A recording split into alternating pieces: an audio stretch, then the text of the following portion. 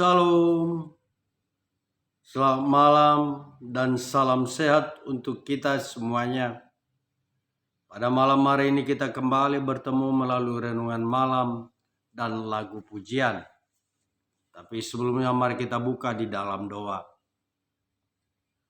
Terpujilah nama-Mu ya Tuhan atas segala berkat dan karunia-Mu kepada kami. Sehingga kami pada malam hari ini dapat berkumpul dalam keadaan sehat. Sebentar ya Tuhan, kami akan mendengar firman-Mu dan lagu pujian. Ajari kami ya Tuhan untuk mengerti atas firman-Mu itu. Begitupun ya Tuhan, ajari hamba-Mu untuk menyampaikannya. Ampuni dosa kami. Dalam nama anak-Mu Yesus Kristus, kami berdoa dan mengucap syukur. Amin. Las rohaku situ tu mida Jesus na lulu manjalahi hajol maon aibana paluahon jol mamani siai sian hamagoani.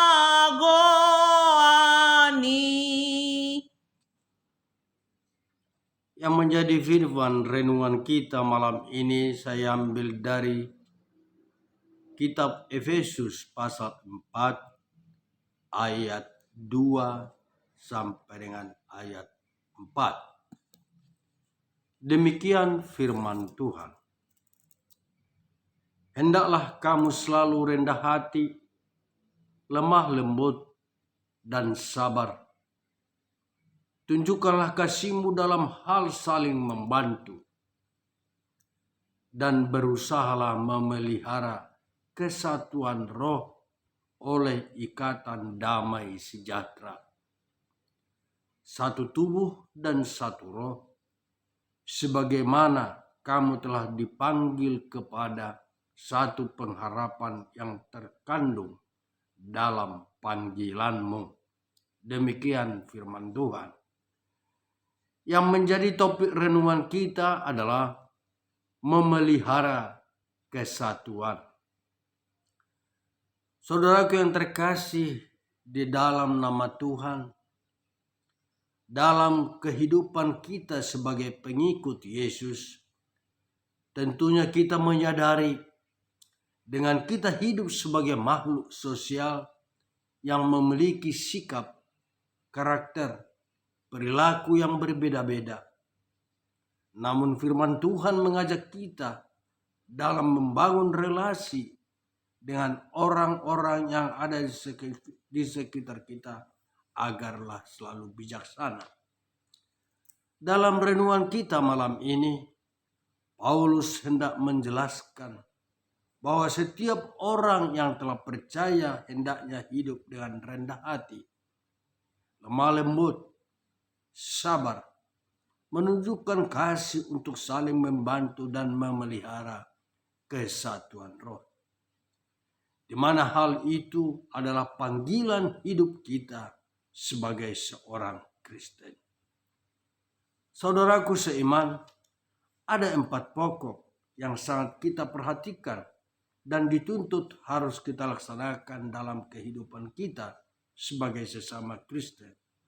Yang pertama adalah rendah hati. Seseorang yang rendah hati adalah orang yang tahu diri, mengenal siapa dirinya.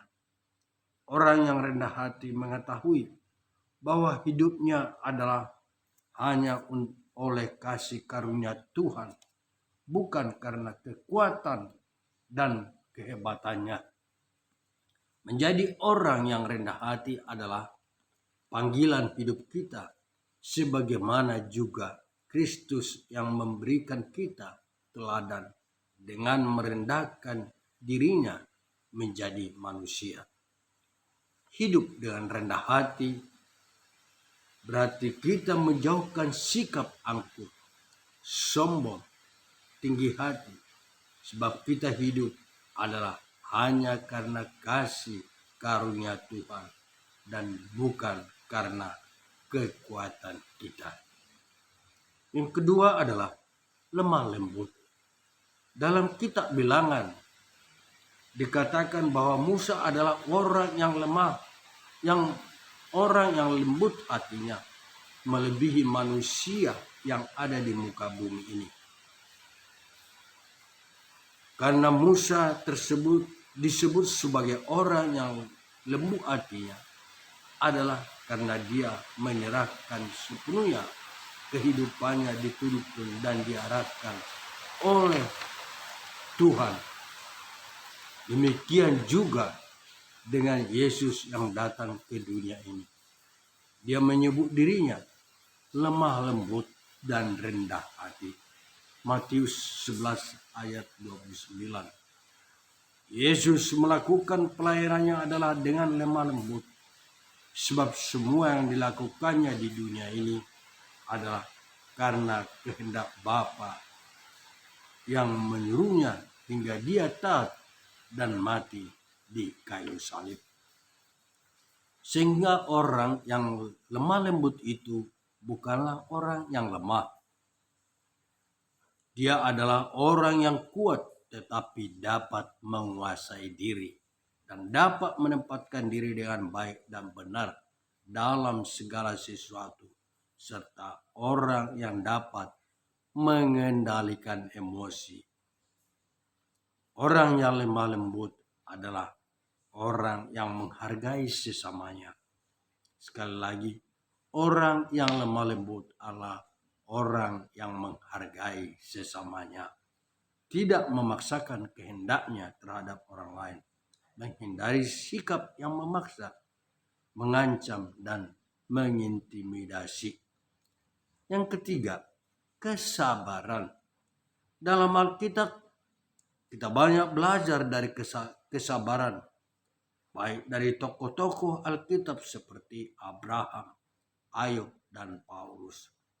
Kita juga belajar tentang kesabaran dari Tuhan yang selalu sabar menghadapi kejahatan dan dosa manusia. Kesabaran adalah sikap kita untuk mempercayakan diri sepenuhnya kepada Tuhan.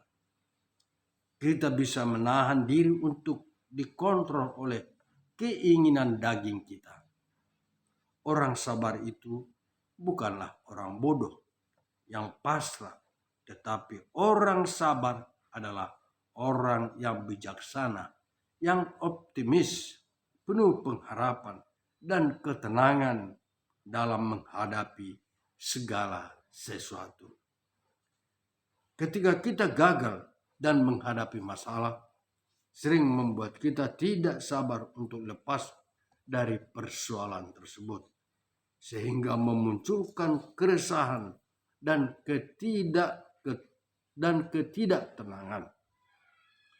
Orang sabar tidak akan terburu-buru menanggapi sesuatu dengan gegabah, namun dapat menguasai diri dengan percaya sepenuhnya kepada Tuhan.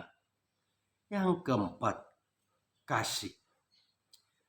Kasih adalah identitas kita sebagai orang yang beriman. Bahwa Allah ada di dalam diri kita. Allah mengasihi kita. Dan kita juga menghidupi kasih Allah dengan mengasihi sesama kita. Dalam nas ini terkait dengan kasih, Rasul Paulus menekankan agar kasih itu ditunjukkan, yaitu dengan saling membantu. Untuk menunjukkan kepada sesama dapat dilakukan dengan kepedulian untuk memberikan pertolongan bagi orang lain sebagai bentuk kasih melayani. Saudaraku seiman, panggilan hidup Kristiani yang disebutkan di atas yaitu rendah hati, lemah lembut, kesabaran, dan kasih marilah kita hidupi sebagai manusia, sebagai sesama anggota jemaat yang memelihara kesatuan roh yang saling mengasihi. Seperti Tuhan yang telah mempersatukan kita dalam satu Tuhan, satu iman, dan satu baptisan. Amin. Tuhan memberkati. Sungguh girang hatiku pada Yesus Tuhanku yang mencari manusia, melepaskan dari dosa manusia yang sesat akan diselamatkannya. Mari kita tutup di dalam doa. Kembali kami ya Tuhan selalu mengucap syukur atas berkat-Mu, di mana sampai malam ini Tuhan telah tetap menyertai kami dan melindungi kami. Sebentar ya Tuhan, kami akan istirahat pada malam hari ini. Tuhanlah yang menjaga kami, bangunkan kami esok pagi dalam sukacita, dalam kedamaian. Ya Tuhan, ampunilah dosa kami. Dalam nama anak-Mu Yesus Kristus kami berdoa. Amin.